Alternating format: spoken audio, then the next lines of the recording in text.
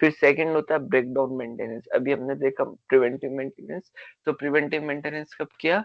Breakdown होने से पहले पहले ही। अब है ब्रेकडाउन मेंटेनेंस। ब्रेकडाउन मेंटेनेंस क्या है? Maintenance is attention which is to be provided when a motor vehicle becomes immobilized due to faults creating during running. ठीक है, these faults are starting difficulties, punctures, electrical faults, carburetors and supply, fuel faults, overheating, fan belt, breakage and accident etc. तो ये different types के break down maintenance है। तो break down maintenance में क्या है, हमको अटेंशन देना है किस पार्ट पे? उस पार्ट पे जो जिसकी वजह से व्हीकल आगे वर्क नहीं कर पा रहा। अब इसके अंदर क्या है, डिफरेंट कंपोनेंट्स है। अब उस केस में क्या है कि एक कंपोनेंट हमारा हमारा एक कंपोनेंट के अंदर ब्रेक डाउन हुआ, एक कंपोनेंट जो है वर्किंग करना बंद कर दिया, जिसके कारण आगे सब तो इंटरकनेक्टेड है, अगला जो है कंपोनेंट वर्क ही नहीं कर पा रहा। तो उस केस में क्या है, हमको उस पर्टिकुलर एलिमेंट पे, उस पर्टिकुलर कंपोनेंट पे अटेंशन देना पड़ेगा और उसको चेक करना पड़ेगा। So breakdown maintenance is the attention which is to be provided when motor vehicle becomes immobilized due to faults creating them running। तो उसके अंदर क्या है, हमें ध्यान देना, अटेंशन देना है किस चीज के ऊपर? Provided when motor vehicle become immobilized, तब कि हमारा मोटर व्हीकल इमोबिलाइज्ड हो जाए। ठीक है, उस कंडीशन के अंदर। और इमोबिलाइज्ड किस वजह से हो रहा है? Due to fault created during running. Running के समय जो भी उसके अंदर फॉल्ट्स आए, उस फॉल्ट्स के कारण वो इमोबिलाइज हो गया।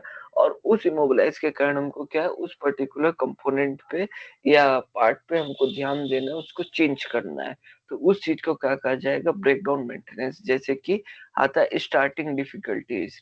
अब जो है हमने सीआई इंजन के अंदर पढ़ा था, हीटिंग प्लग होते हैं, ग्लो प्लग्स होते हैं, जो कि जो है क्या करते हैं, वहां पे टेम्परेचर क्रिएट करते हैं ताकि प्रेशर आ सके और उस प्रेशर पे फ्यूल अपने आप ही कंबस्ट हो सके। अब यदि ये ग्लो प्लग यदि एक हमारा खराब हो गया पर्टिकुलर सिलेंडर में, तो हमारा क्या होगा? सीआई इंजन स्टार्ट करने में बहुत ज्यादा परेशान हो करेगा, बहुत ज्यादा परेशान करेगा, खासकर कि कोल्ड डेज के अंदर। कोल्ड डेज के अंदर क्या करेगा? परेशान करेगा। ठीक है, तो ये एक स्टार्टिंग डिफिकल्टी है in case of CI engine. इस तरीके से पंचर, पंचर भी क्या है, एक तरीके का ब्रेकडाउन मेंटेनेंस है, क्योंकि क्या है, व्हीकल इमोबिलाइज्ड हो चुका है उस कंडीशन में भी। ठीक है, आप व्हीकल को आगे ज्यादा दूर लेके नहीं जा सकते। इसी तरीके से इलेक्ट्रिकल फॉल्ट है, यदि आपकी जो है क्या कहते हैं अल्टरनेटर वर्क नहीं कर रहा, तो क्या है कि आपकी जब तक बैटरी चार्ज है, जब तक तो आप रनिंग कंडीशन में आप व्हीकल चला सकते हैं।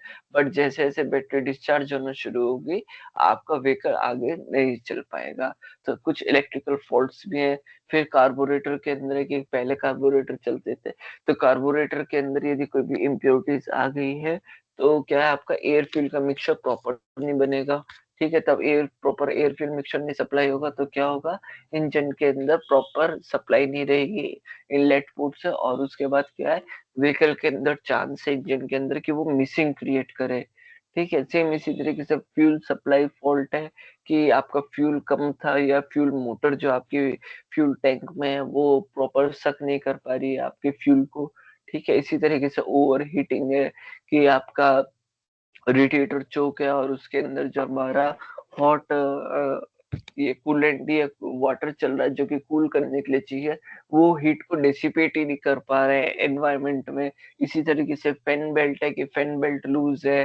ठीक है, वो ग्रिप नहीं कर पा रहा है फैन को, फैन रोटेट नहीं हो रहा, और हमारा जो है जो हीटिंग हीटेड कूलेंट है या वाटर है, कूलिंग फ्लूइड है, वो कूल डाउन नहीं हो पा रहा, हीट डेसिपेट नहीं कर पा रहा है अपने एनवायरनमेंट में।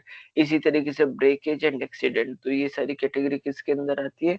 ये सारी कैटेगरी आती है आपकी ब्रेकडाउन मेंटेनेंस के अंदर।